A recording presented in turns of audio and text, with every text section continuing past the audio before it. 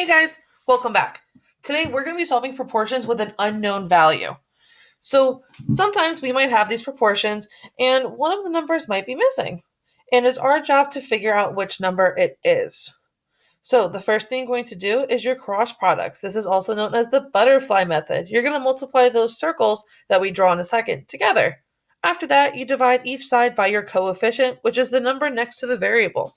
So just as a little reminder over here, if I had 3x equals, let's say, 16 for discussion's sake, the 3 is going to be my coefficient. So let's get started. I'm going to be switching colors here, so just bear with me. So let's look at the first one. We have x divided by 10 equals 3 divided by 30. So the first thing I'm going to do are draw my little loops. Here's one loop. Let's change colors. Let's go to red, and here's my second loop. So in the blue loops, I have 30 times x. And in the red loops, I have 10 times 3. So I'm going to switch back to black from this point on for the rest of the problem. So 30 times x, there's not much we can do there. So it's just going to leave that as 30x. So it's 30 times some number equals 10 times 3 is 30. We're going to divide each side by our coefficient, which is this number here, this 30.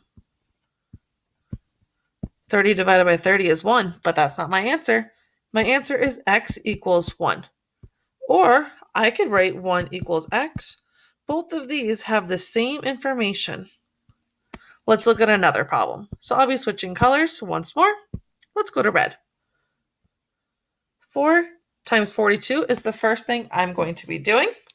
So off screen, I'm going to use my calculator, and I get 42 times 4, and I get 168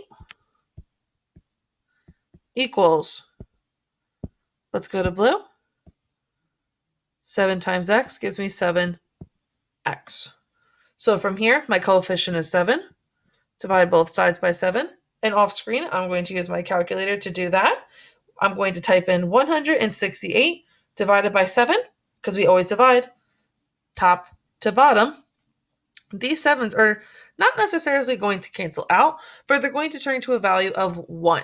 But we don't have to write 1x. We could just leave it as x. And I got an answer of 24. You could also write x equals 24. Totally fine. Let's look at the last problem. So we have 3 divided by x equals 45 divided by 30. Now, I know students would sometimes get tripped up because the variable's on the bottom now, but the methods don't change. 3 times 30 in my blue loop is going to give me 90 equals, let's switch to red, 45 times x gives me 45x. So from here, the last step is to divide each side by that coefficient of 45, and I get a value of x equals 2, or 2 equals x. It does not matter which answer you put. You don't need to put both. Just one is fine. I hope this video was helpful for you. Please like and subscribe to the channel for more, and leave a comment below if you have any questions for me. Make sure you share this video with a friend who could benefit from this tutorial. Thanks for watching.